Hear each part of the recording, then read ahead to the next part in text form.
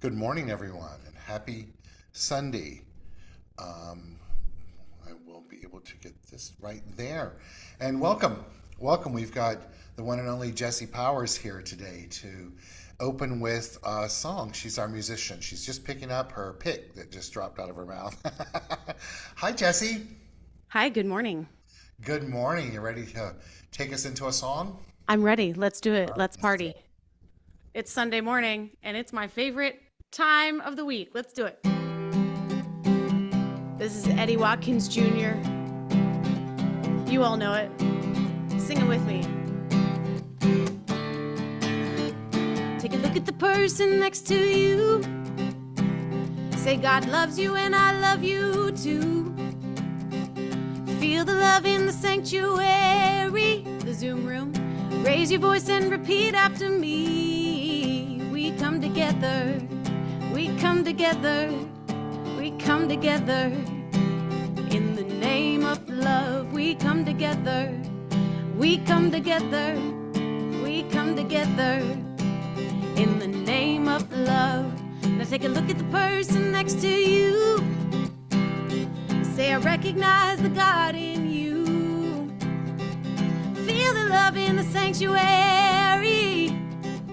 Raise your voice and repeat after me. We come together, we come together, we come together. In the name of love, we come together, we come together, we come together.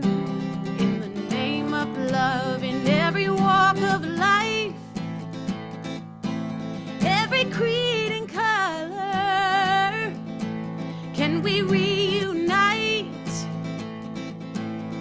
in honor of the God in each other? Take a look at the person next to you. We're going Eastern. Say namaste, I bow to you. Even if it's your dog. Feel the love in the sanctuary. Raise your voice and repeat after me. We come together, we come together, we come together. In the name of love, we come together, we come together, we come together. In the name of love, we come together, we come together, we come together. In the name of love, we come together, we come together, we come together. In the name of love. Yes, we do. And you are indeed an expression of love. I love that song. You disappeared on me. There you are again. As you said, and your dog too. I pursed my lips and mine's over on the other side of the room. And she raised her head. So Yeah, some of us are alone in our homes except for our dogs and cats, so exactly. the light Exactly. shines What within a them. great way to open with that song, which reminds us that we are never alone, although we may feel like it sometimes. And so, but there's definitely humanity for us to extend our hands, extend our hearts, extend our being to, and then be receptive to it, bringing itself back to us. It's brought itself back to us by means of you today, and I'm so excited to share in this time together. Me too. I'm grateful to be here. So you're coming from what state today? Today I am in Georgia. Georgia? Yes. What part of Georgia? North Georgia. I just played a morning service at the Unity of North Georgia. North Fabulous. Atlanta, sorry. So I'm in Atlanta right now, North Atlanta, Marietta. How ironic, right? Spirit, it's a triad of spiritual Atlantonians. So you're in Atlanta, I'm from Atlanta, and David, who'll be with us shortly, is originally from Atlanta. So Love it. they, We're yes, bringing the Southern flair. we're bringing the Southern flair and that Southern depth of science of mind and its need to exist in the South among all of the churches that exist there. So good. So I look forward to sharing the service with you. Thank you for being here. See you in just a Yes, bit. thank you. Good morning, everyone. I'm Reverend Dr. Keith Cox. I'm the spiritual leader here at the Center for Spiritual Living, Los Angeles. And I'm coming to you from Palm Springs, California. And I'm really delightful to be able to share this time together. I've had almost a week of some R&R, and it's been wonderful to kick back, get a little sunshine, hang out with some friends, play with my dog, be in the pool, all of that. And so I'm happy to be where I'm at in this very moment, Zooming with you from a different location and affirming for each and every one of us, wherever we may be. It's the perfect and right space to come together and feel the love that exists within us, reminding us that in the traditional teachings of the science of mind, oftentimes those words would not come together, traditional and teaching of the science of mind. But the founder of the teaching, or at least the medium by which it was expressed, Dr. Ernest Holmes, says that love is defined as the self-givingness of spirit, whose desire is to create more of itself. We add on to that, out of itself, and the only way it can do that is through you and through me.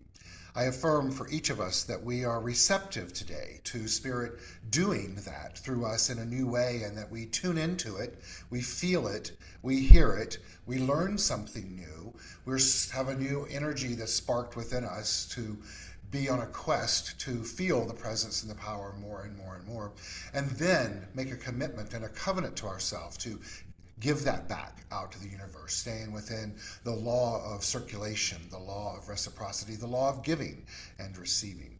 And so today we have a wonderful, wonderful service planned to share together as we continue our conversations with Dr. Keith, with my dear friend, Reverend Dr. David Leonard, who is our guest, who will come on in a bit, and we'll have a great conversation. Obviously, you've been able to witness the one and only Jessie Powers already and have her here. And so a good time will be had by all, whether you are joining us via Zoom and or YouTube Live, or at a later date, you are watching our service in another way. So I'm going to open this next part of our service with our multimedia presentation. And so please watch the screens and listen to my voice as I hit this button, not the end button. And so here we go. And so we are the Center for Spiritual Living Los Angeles. Our vision statement is supporting individuals finding their personal self-empowerment through a spiritual awakening. Jessie has already welcomed us in via song of coming together, and we like to open our service by moving into a physical act of namaste. Namaste, which many of you know already, is the placing of the hands together in prayer position and over the heart, and bending forward as we exhale, affirming the word and saying it together, namaste, taking a deep breath and rising back up and opening our eyes and seeing life anew. Namaste is a Sanskrit word, and in its modern incarnation, as I say almost every Sunday, is the God in me honors and acknowledges the God in you. The purpose of that is to not only welcome in each other and to honor each other, but to give ourselves the opportunity to open up as to what the word God means to us and play with that in whatever way feels good. The most perfect translation of Namaste, from my understanding, is I bow to thee. The act of placing our hands together in prayer position and leaning forward is bowing to the power that is within us, that thing in our teaching that is considered all that there is. And so let's repeat that again as we inhale, exhale, bowing forward, saying together Namaste, rising back up, and then opening our hands and our arms and receiving the good that is the universe. We welcome you into our field of energy known as the Center for Spiritual Living Los Angeles. What we teach is primarily the science of mind. Dr. Leonard, my dear friend David, and I were talking about some of the history of the science of mind earlier, and it definitely has a history and is in a pathway of growth and expansion in its own way right now.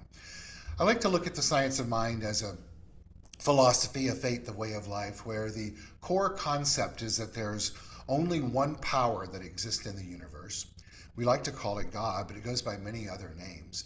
It's the power that gives us life. It's also pulsating through our being. It's also infinite by nature, and it is that which is creative and creates all that exists in form. Once again, one power. And that you and I individualize that power, and we get to use it to the best of our ability when we tune into the way that we feel it, use it, express it, expand it, interact with it, react to it, and allow it to be us. This is important because we live in a universe that is governed by spiritual law. What that means in this context is that it responds to us. Dr. Holmes says that it responds to us by corresponding.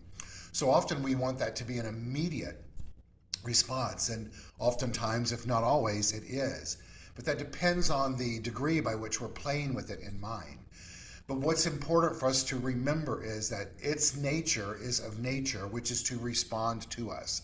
Our role is to express it, to receive it, to use it, allow it to impress itself on us, and then to release it and give that back to the universe so that we may then be open to what comes to us from there. That's a journey, which is a lifestyle, if you will, that plays out our vision statement, which is supporting individuals finding their personal self-empowerment through a spiritual awakening. That in and of itself is a big idea. And so as we open to that today, let's you and I remember that we are here to honor and acknowledge and be the power and the presence of the thing itself. And so let's welcome each other by affirming together. We welcome all races, all religions, all countries of origins, all sexual orientations, all genders, all abilities. We stand with you, and you indeed are safe here. And affirm with me together, we welcome one and welcome all. Feeling that energy of welcome.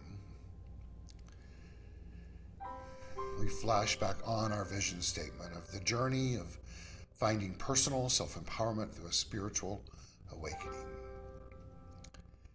This next phase of our Sunday celebration service is to welcome in that spiritual awakening through our morning ritual. I invite you to look at the candle on the screen, seeing the flickering flame, and make a decision to know that the flame on the screen represents the flickering flame of the life of life, the light of life, if you will. And that light exists within all beings, including you and including me. Our ritual is called Calling in the Light.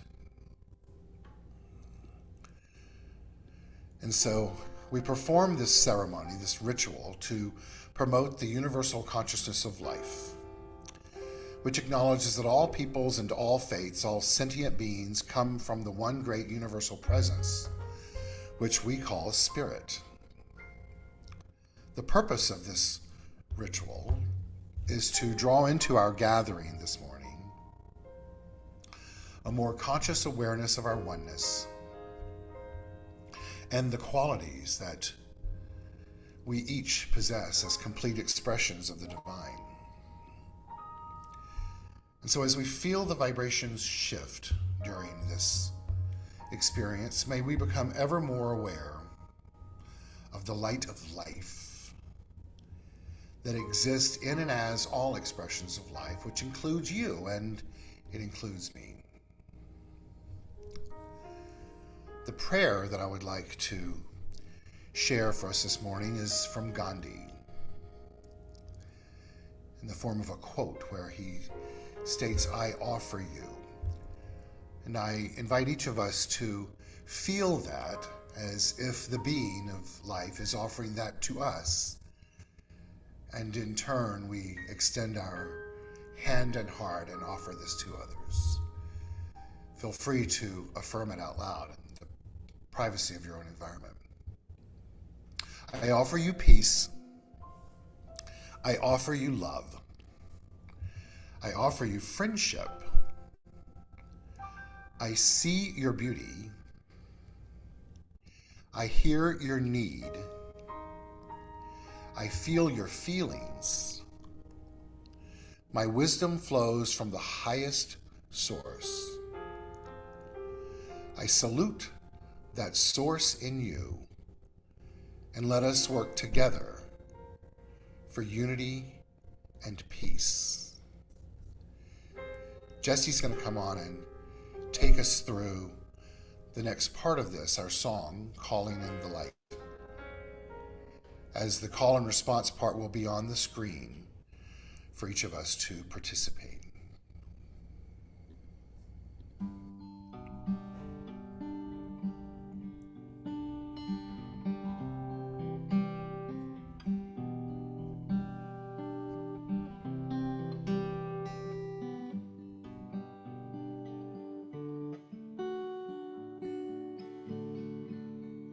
Calling in the light, calling in the light, calling in the light of love, calling in the light, calling in the light,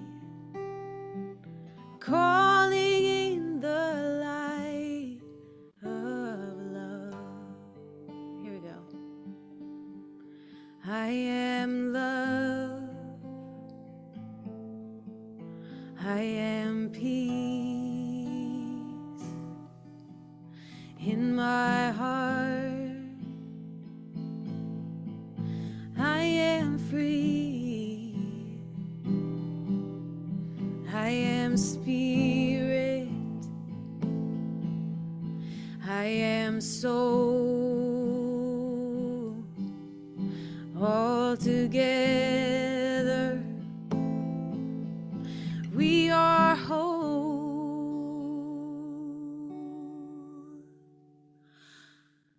Calling in the light,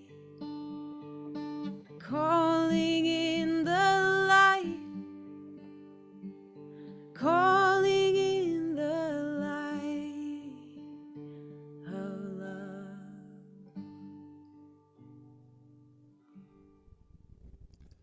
And so it is. So it is. Jesse, I love your vibe. It's so beautiful to witness that you surrender to the energy of the divine when you sing, play the guitar. Thank You you. can tell it's not a heady thing; it's a heart thing. It's very therapeutic for me. So Good, I'm good. pretty lucky that it's my occupation. So Blessed. In our teaching, we call it blessed, not luck. blessed. I like it. Blessed. Yep, Yes, you definitely are. So, and so you have another song for us, I do. right? What's the title of it? It's called Open the Door, Uh-huh. and it's a chant. I wasn't sure if I was going to play it. I did it for mic check for you, but I think I am going to play it. So, Good. Well, take it away, sister. Take it away. all right. Whew. Everybody take a deep breath.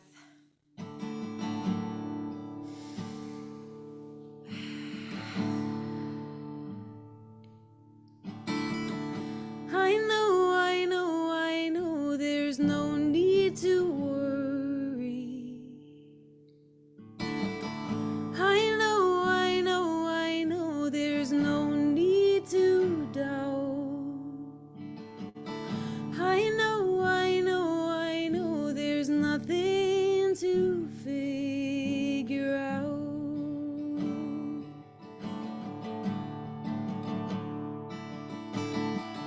I know, there's no need to worry. I know, there's no need to doubt. I know, there's nothing to figure out.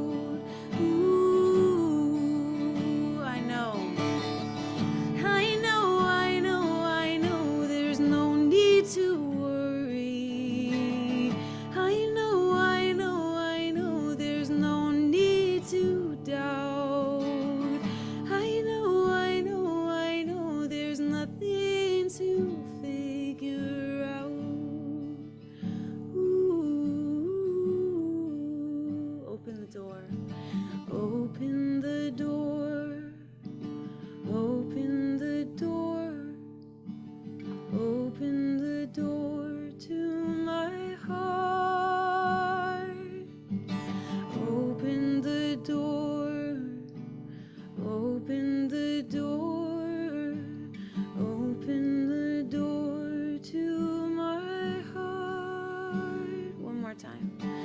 Open the door, open the door, open the door to my heart.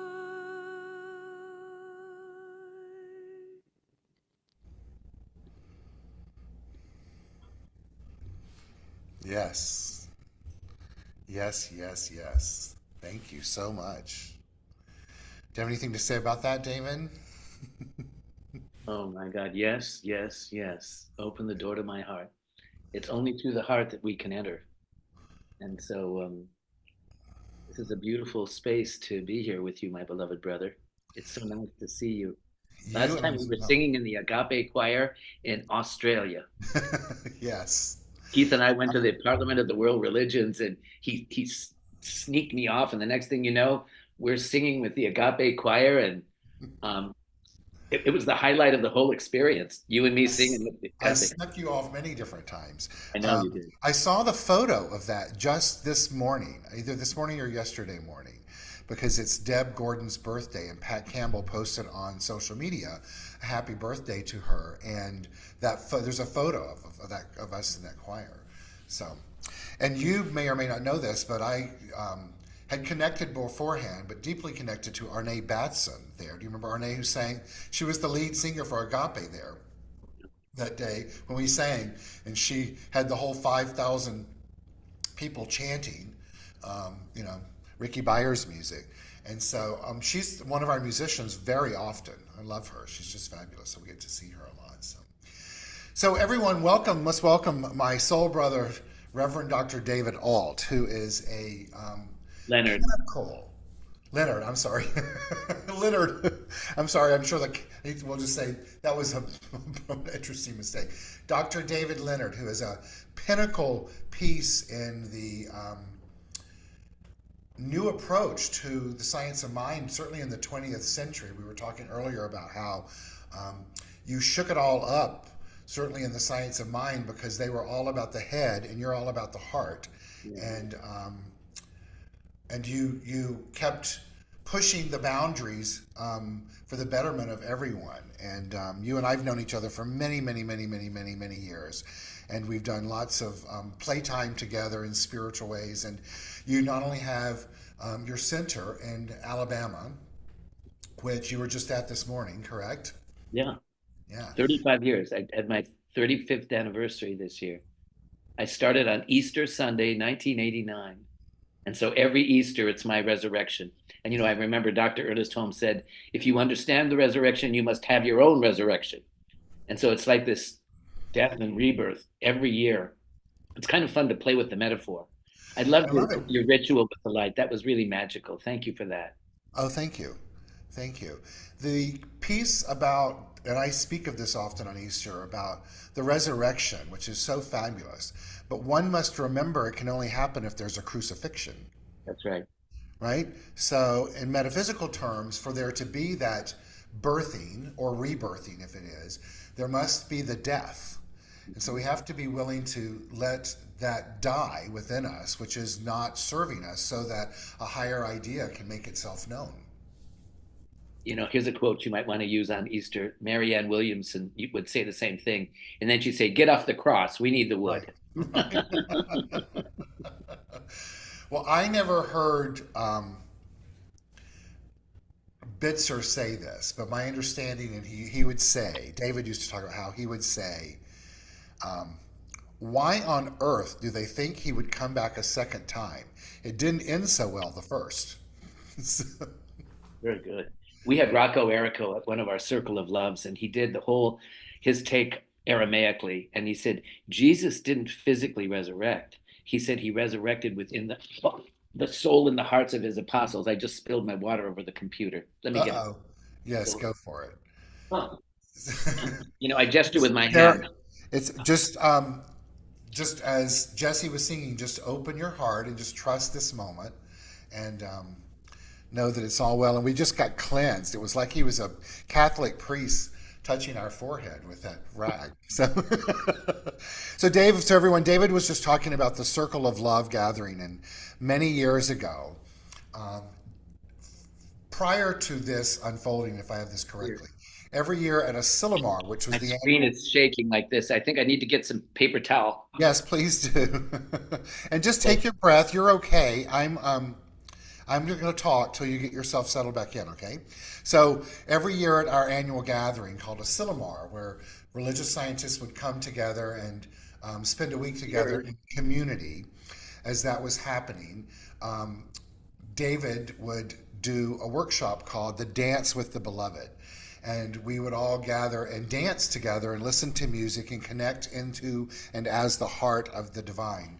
And everyone let loose, if you will, and it was always a little bit controversial because it was way more physical in its experience than many of the individuals that would attend a Sillamar would ever experience in their everyday life. And so it was so wonderful to connect that way. And then as time went on, through that and other individuals, you started what is titled the Circle of Love Gathering.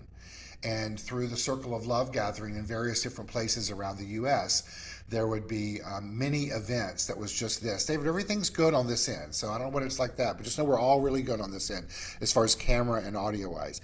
And so when Jessie is our musician today, I asked her if she knew David, and when she came on for the sound check, she proceeded to say that she had met David through the Circle of Love Gathering, and the two of them did Dancing the Beloved, and you can bring your camera on.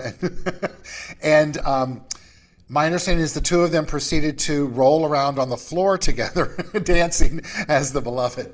So let's just say they're movers and shakers, puns intended. So good. All right, are you back with us, David?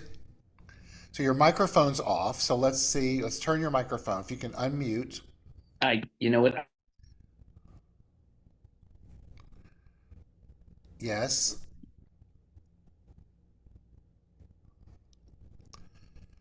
What does it? Will it unmute? I can't.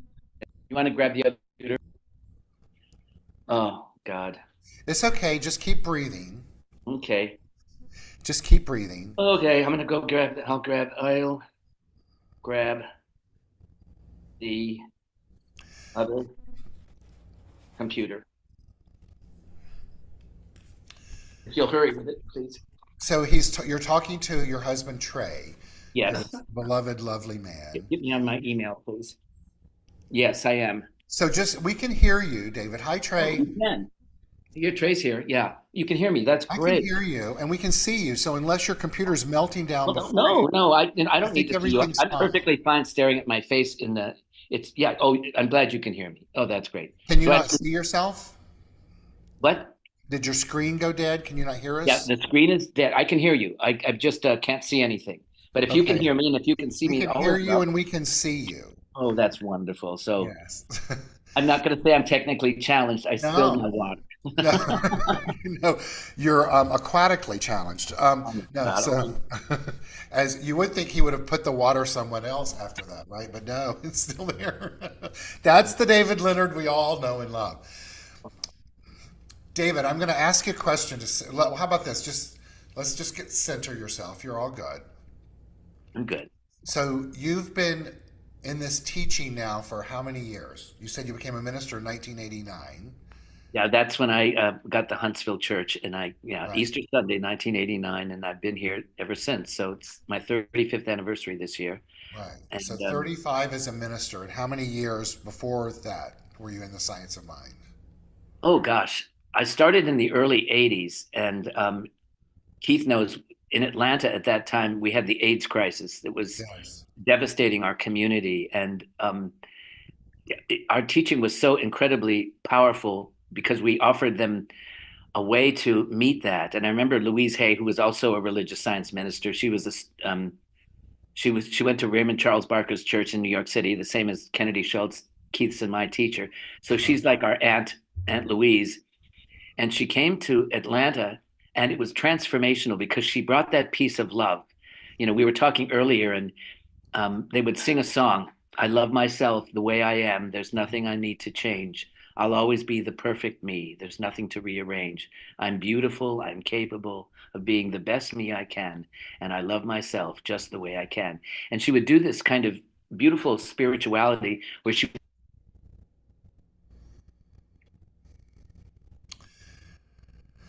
Well, we just would lost. Oh, pass there we around go. a little mirror and you were Uh-huh. looking at the mirror. Listen to love it. I didn't have AIDS. I went to some people did not have this self-love. They had this kind of self-loathing because there was this stigma around being gay. And she brought such a healing, inclusive energy. And I was so grateful for that.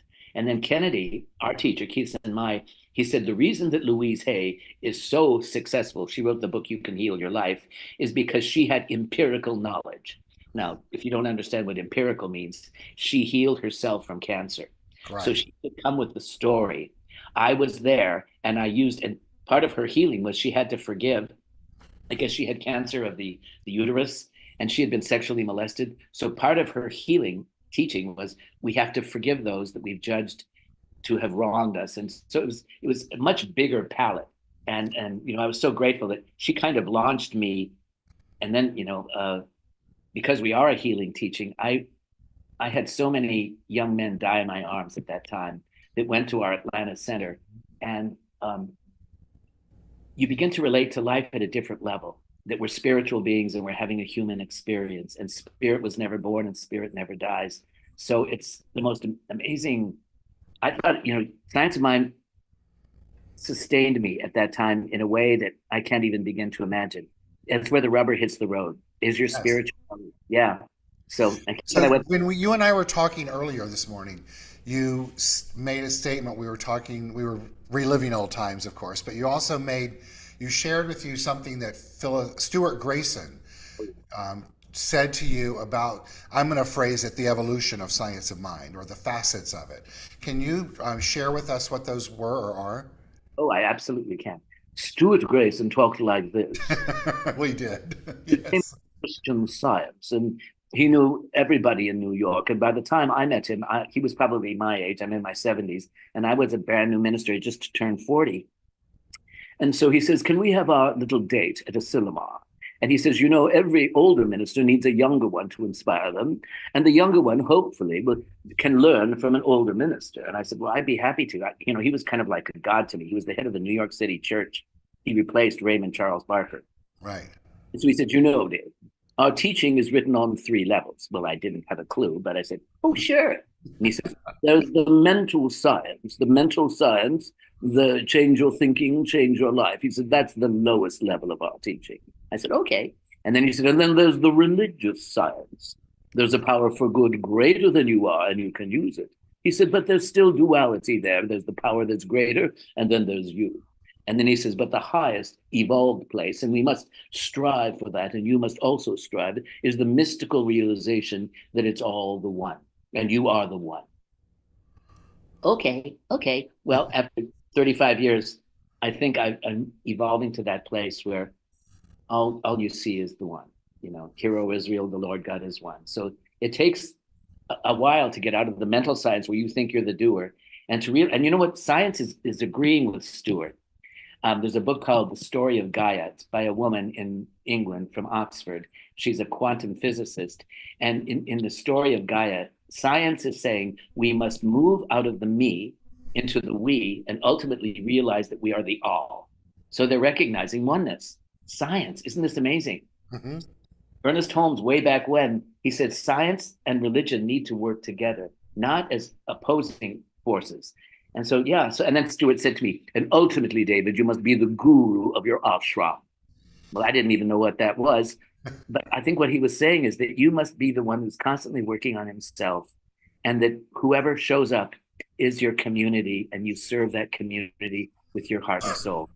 I And then, think that's probably very true, and there's other layers to that. And I believe what that means is, if you look at a guru, their objective is to radiate that which they aspire to teach and be, to the best of their ability, right? And then understanding that as you radiate that, you then attract that back to you.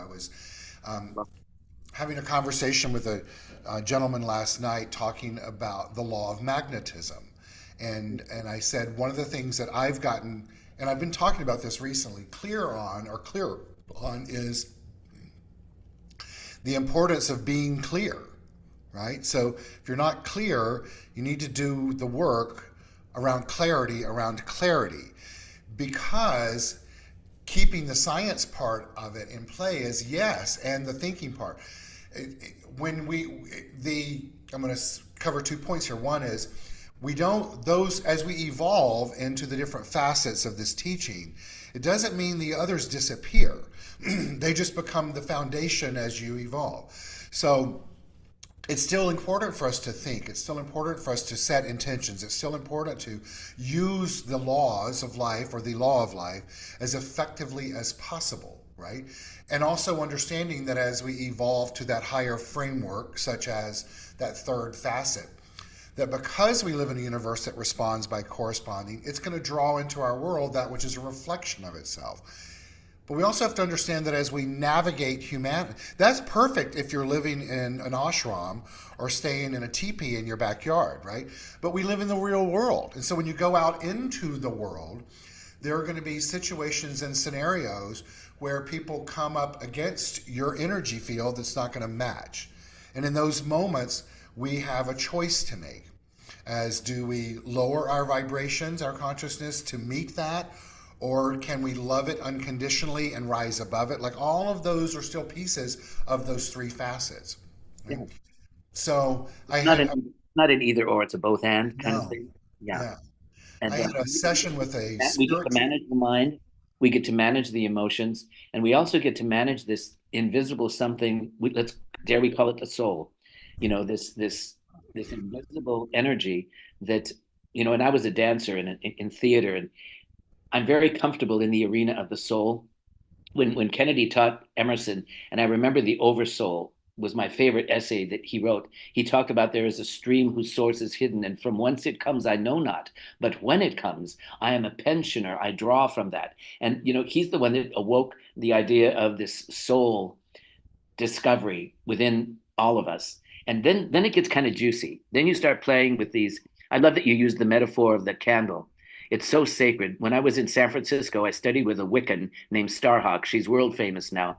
I was in my early 20s. And she taught a class on trance and psychic development. I'm in San Francisco. I hadn't even heard of religious science. So what she did was she had us read a book called The Psychology of Consciousness by Robert Ornstein, a scientist. And he talked about the hemispheres of the brain. And he says the left hemisphere is the logical part. The right hemisphere is the imaging part, like could see the candle. And she says we have a culture that's totally left-brained. You have plans, you have focus, you do this, but the right brain understands metaphor and myth. And she said it's very important that you keep the window, metaphor, between the right brain and the left brain open so that the creative element can inform the logical element. So right way back in 1972, I'm getting this image of a whole brain way of learning. And so that's why when you use a lovely metaphor like the candle and lighting the light within, I saw, what's her name? Carolyn Mays. She was a nun. He talked about crucifixion and a resurrection. Now she's a new thought teacher, and she goes all around, and she said, you got to get rid of the old God. And she says, let me tell you, I was someone who had the old God. She says, now what we call God is light, is love, and is law. And she says that law is a universal law. I thought I was listening to a religious science minister, but no, she found the truth, or the truth found her. And boy, does she speak it with gusto. And so I think we're all. And then, I had my epiphany on a dance floor in 1975. I was working on my master's in dance, and I'm lying on the dance floor, and the choreographer at the time said, all movement is discovered, it's not invented. And it's like a light bulb went off. And that took me to my master's thesis in 1975 was called The Anatomy of Inspiration. Where does inspiration come from? It comes from that creative something that we discover within ourselves. And then, that led me into ministry. yeah. Lying on a dance floor. Well, that doesn't surprise me. I used to always say that I felt the closest to God under a mirror ball on, dancing, because I felt the safest there, Yeah. and I could open it up. You spoke of windows and inspiration, and I often think of You know, the meaning of the word inspire really translates to being in spirit, right? It's living in spirit. And I, I'm going to post in our newsletter tomorrow a writing by Dr. Carol Carnes, another mutual friend of ours, about the touch connecting to the soul through music. I'm going down a path here, but there's another way that I like to connect to my soul is through poetry. And we've kind of had the theme of opening up through Jesse's song, and you just talked about opening up of windows. And I share poetry often by this young man named Matty J. Stepanek. Oh, I do Who, too. I love Maddie. He's all my right, well, hero. I'm going to read a poem from him and see what it sparks in you. The Okay. title is The Importance of Windows. Windows are very good to have. They let you look out and see all the different things, and they let you look in to see all the other different things. And you know what is the most special window of all? The window in your heart. That's between the heaven and the earth and the heaven and the sky. Wow. And he died young, but he Yes, was, 14, I believe. yeah, but he was so connected to source that was just beautiful. I mean, and he would talk about subjects that nobody wants to talk about, like death.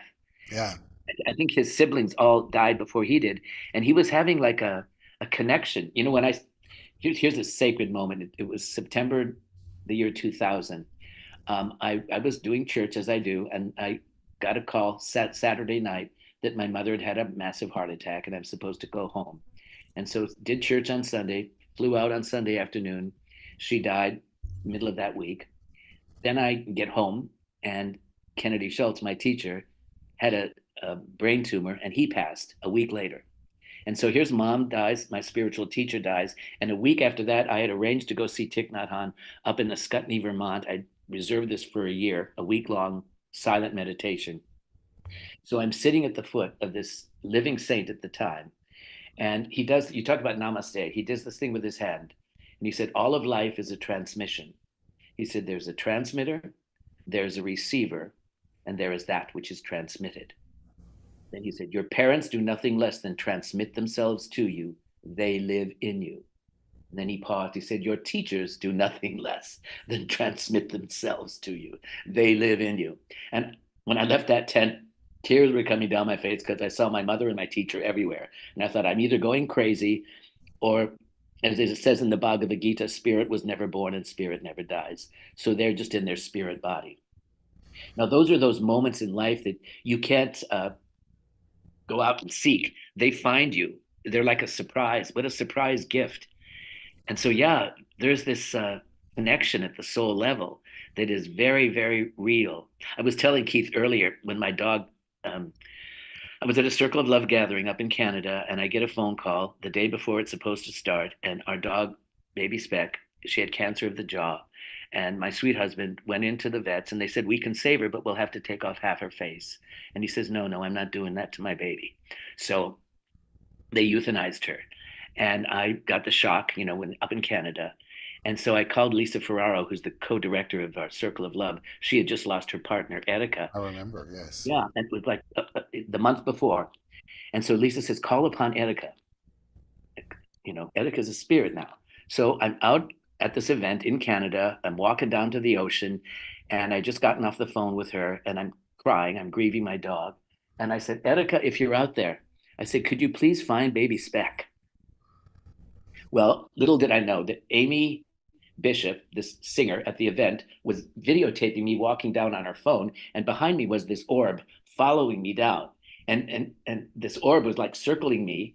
And of course, I'm asking her to find Baby Speck. And then the orb leaves my body and it goes up into the sky, and the orb begins to expand. There's a big light and a little light. And I have this on video. Amy sends me the video. Well, you talk about a disbeliever. She's with Erica. So I came back from the Circle of Love. Someone brought a book over called Soul Connections. And it says every animal that you have in life has a soul connection with their human. And they are here without exception to teach us unconditional love. And in that book, they said, even in death, their soul is with your soul. So the connection of that isn't lost on me. Be in various sense. Once again, mine's right over here, sitting here watching me. But if you recall, when my But the previous, point of all that, the point is that we don't die. My twin sister, they found her dead 2 Christmases ago. I was doing church Sunday morning, Christmas on a Sunday. I get a phone call. They found her dead. Well, then my twin sister, I heard her voice that same day saying, "I want to be with you." And I remember saying to this voice, I said, "I'm not ready to go yet." And then I heard her say so sweetly, "I want to be with you in life." And so now, even looking at my face in the mirror, I see my twin looking back at me. And I'm thinking, okay, I'm just going to have to learn to live in this world of where there is no death. And so David, I don't know that you and I ever discussed that we both have fraternal twin sisters. did you have a fraternal twin I sister too? do. She's still alive, yes. Oh, well, you're So, so blessed. so we have been addressing death seems to be a theme in the moment, but death in the sense of, I'd like to look at it for us today as, our theme today is the giving of flowers. Oh, yeah. And I would like for us to look at death through the lens of giving of love. Flowers represents emotion and beauty and joy. And what we're all called here to do is to do that, to continue to give that, and to be open to that facet of our teaching of the oneness, which showed up with baby Speck on the other side as an orb via Etika, right? So when I don't know if you recall, the last time we actually saw each other in person, my previous four-legged spiritual incarnation, had taken on a different incarnation and moved beyond. And I came and hung out with you guys at the Circle of Love in California. Remember. And I had a very similar experience where I was grieving her, and I kept seeing animals that would show up that I knew represented her. And when I was ready to leave, we were doing some type of chanting in the room. And Spirit pulled me into the back of the room. So before this had happened, Lisa Ferraro had given me a CD that was Etika's last CD to have then been published. And I didn't look at it, I just threw it in my bag. So we're all chanting and carrying on. If you recall, I'm leaving early that day. So you guys, I wasn't saying goodbye, I was disappearing. So Spirit just kept pulling me to the back of the room, and I kept climbing on chairs or something. And I was up in the back of the room, like a crucifixion with my arms spread wide, just feeling the energy. Chanting, feeling, chanting, tears running down my throat. Done. I go out and leave, get in the car, drive down from that little kind of semi-mountain area. The whole time feeling like there's something has transpired in me. Like I'm ready, I've done the healing, and I'm ready to re-enter the traditional world. And finally get down to where I'm in a stoplight, and I look over, and the CD had come out of the bag and was laying on the seat. On it was the photo of Etika, our dear beloved Etika, who's moved on, standing up with her arms spread like this to the sky. So I'm like, she came to me to be my guide for this next step. So you and I both know that old school metaphysicians would never have this conversation publicly. Right. And you and I have the blessing to be able to share our experiences with our communities and those who watch or listen to this service, so that we can open up to seeing the multiple dimensional aspects of our teaching and our own beings. And to remember that we can live in oneness and also be drawn back into thinking, and at the same time move through phase 2, going back to oneness. It all exists simultaneously. And it's by being open and participating in it where the healing happens. And healing, as Ernest tells us, is a revealing of wholeness. Right. And life gives you everything you need. And sometimes you get these beautiful. I remember the very first funeral I did in 1989 was a young mother who came to the center with her 2 little girls. And she was in a tragic car accident and she lost her life. And it was my first funeral.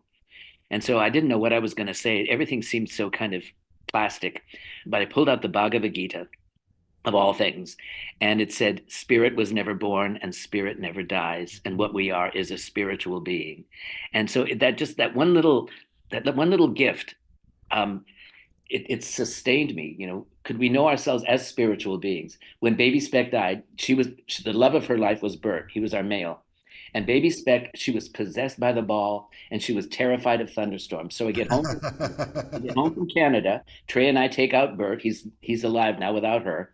And all of a sudden we're walking, he's off leash. He finds a baseball and he throws it up in the air. And then he throws it up in the air and we both look at each other. He's never once been interested in the ball. And then baby Speck, what she would do is she'd throw the ball at you. So he picks up the ball and he throws the ball at Trey. Now, if you didn't pick up the ball to throw for baby Speck, what she would do is she'd put her nose on the ball and push it. Well, Bert puts his nose down on the ball and he pushes it at Trey. We look at each other like, holy cow, she's possessing Bert. That night we had a thunderstorm. Bert came over to the chair shaking like a leaf. That was baby's MO. And so we put baby's thunder shirt on Bert and we looked at each other and they say, okay, Bert's trying to tell us that she's still here with him. Now, when you have those direct experiences, what are you going to do? You're going to say Bert's crazy, or you're going to say baby didn't leave us. You know, she's anyway. So it's those little lovely moments that I kind of find. I shared with you earlier that I'd fallen on my face 2 weeks ago, and my face was all bloody, and you know everybody's saying, "Do you have a concussion?" and this and that, and they're looking at the symptoms.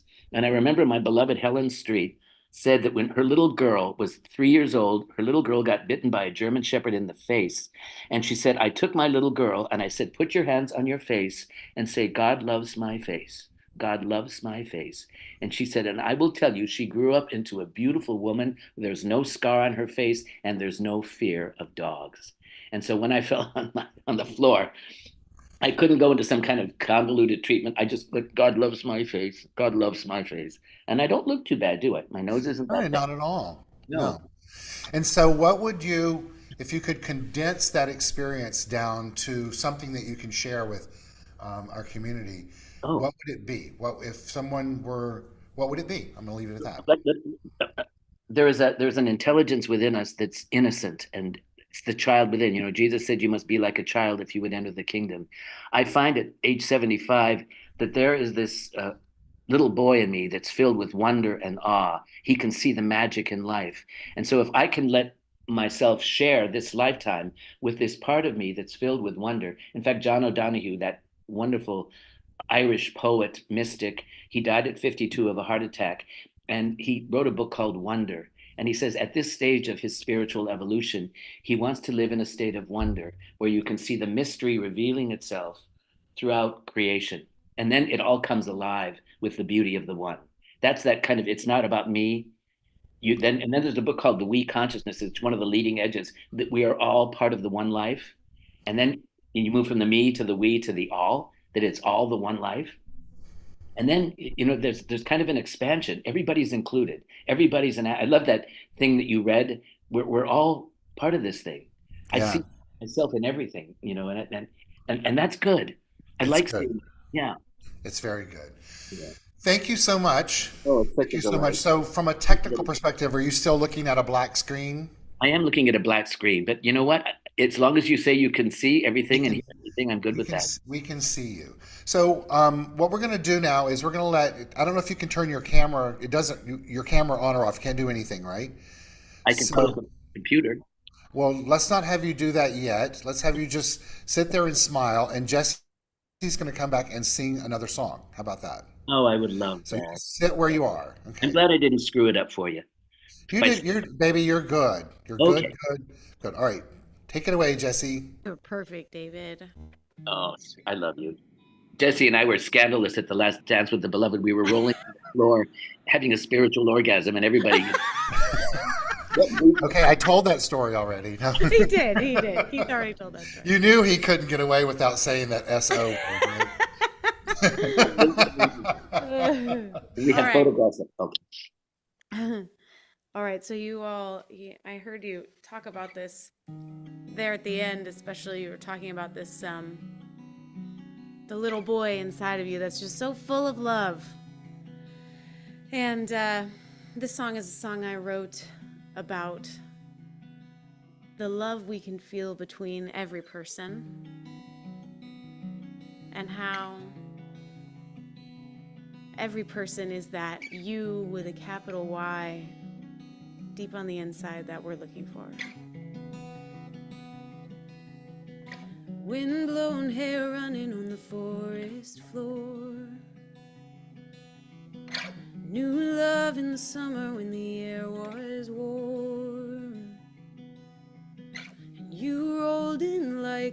thunderstorm. In the summer when I was born, we dance in the falling of the autumn leaves. Together every season's a gift to receive. Real love, it changes 'cause it's always free to live and die like autumn leaves. Here in the silence, here in the still, I know you better than I ever will. Here in the silence, here in the still, it's always been you.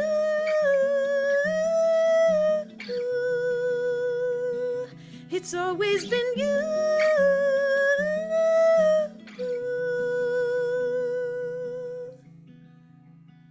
And it always will.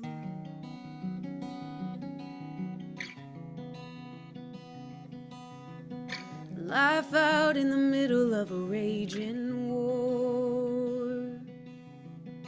Real love don't need fighting for. So we pretend, but we don't keep score.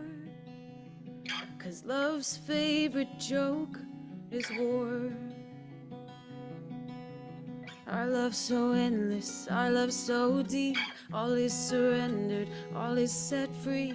Our love so endless, our love so deep. It's always been you.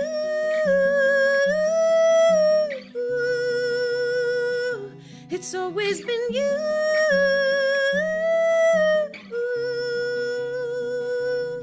And I have loved you all my life. And now my eyes are open. Oh, I have loved you all my life. And now my hands are open. It's always been you.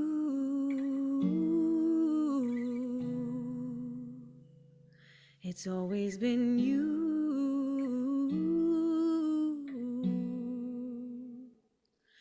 It's always been you.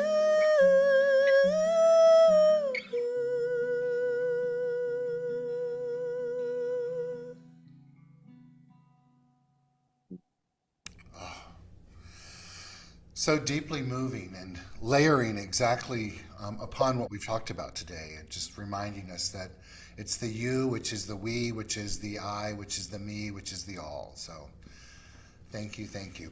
I want to thank both Jesse and David for being here today. Thank you to all of you for sharing this time with us today. A reminder that we have a weekly e-newsletter that goes out each week, the first part of the week, and a new thought text for the day that goes out each morning at 7:30. And our midweek morning meditation will take place this Wednesday. I, as you know, took last Wednesday off. We'll be back this Wednesday, and then back to gather together next Sunday morning again. So know that exactly where you all are, you are loved. We'd like to say thank you to Travis Smith, our audio technician, for supporting us this morning, as well as Robert Hensley, who is our administrative assistant and social media person. And let's also send love and light to Robert with some family situations that's going on for him today, as he takes care of those that he loves and that loves him. And so with that, I'd like to let you know that we appreciate your financial support. If you feel compelled to support us financially, you can go to our website, CSL-LA.org. That'll give you ways to click on a donate or send in a check, as well as if you use our app in the App Store, which I encourage and invite you to do so, there's a donate tab right on the home page. So know that all of your support is deeply honored and appreciated and put to very good use. And so I thank you for that. We're going to let our beloved Dr. David Leonard, who we're so happy to have with us today, take us out with a prayer and a treatment. And then Jesse will come back on and sing Let There Be Peace on Earth. And we can all sing that together. And then we'll say goodbye to those that are on YouTube. And if you're on Zoom, you can stay and we can all say a brief hello to each other. So I'm going to hand it over to you, my beloved David. This has been so wonderful. Thank you for this gift. You know, Jesse's saying about the silence, and Eckhart Tolle says silence is the language of God, and everything else is a poor translation. And so when she sang that song about love, I heard Dr. Ernest Holmes, and I use this on every wedding ceremony. Dr. Ernest Holmes says, divine love brings together and maintains together in harmony and balance those who belong together. And so I know that divine love brought us here to this experience with my spiritual brother and sister and all y'all. And so we breathe into that still point within, and we feel that love that never dies. I hear Rumi in me who says, out beyond the ideas of right thinking and wrong thinking, there is a field. It's the field of love. And when the soul lies down in this field, he said, words are not necessary. Even the idea each other does not exist. And then the kicker, he says, I will meet you there. And so we met in that field of love today, where words are not necessary. There's a vibration from heart to heart that flows, and we connect in that field of love, where there is no each other, there is only the one. And you are the love that I've been waiting for. And it's right there within us. And then I hear Krishnamurti, in oneself lies the whole world. And if you know how to look and to learn, well, then the door is there and the key is in your hand. But no one gives you this key or the door to open except yourself. And so we've opened the key to the heart today. And we've let this love express, this love, this light, this law, which responds to us as we enter into it in a conscious, loving, intentional way, with so much gratitude for this ever-evolving awareness that lives within all of us. And we contagion each other with our example. Jesus' last words were, just love one another as I have loved you. A love that has equanimity, a love that sets us free. And so with gratitude, I release this into the law that makes it reveal to us the truth of who we really are. It always has and always will. With so much gratitude and playfulness, we now can hear and actually see the results of this consciousness unfolding. Glory, hallelujah. And amen. So before Jesse begins to sing the song, and I invite you to sing along with it, I invite each and every one of us to feel the energy of the song, Let There Be Peace on Earth, and to just connect to the incalculable number of times it's been sung on our planet. And as we know together that each word has a vibratory essence to it and a meaning behind it and a consciousness behind it, as well as the consciousness of the song and the intent behind it, let's tap into that to propagate peace on our planet and to make a commitment to ourselves to be a living example of that peace. Remembering that my acronym for peace is Purposeful Energy Activates Conscious Evolution. Let's be the pilgrims of that today. Take it away, Jesse, and thank you for being here. Thank you, Keith, and thank you, David, for that prayer. Yes, let's feel it. It's a beautiful song. Here we go. Let there be peace on earth, and let it begin with me. Let there be peace on earth, the peace that was meant to be, with God as creator, family all are we. Let us walk with each other in perfect harmony. Let peace begin with me. Let this be a moment now. With every step I take, let this be my joyous vow, to take each moment and live each moment with peace eternal.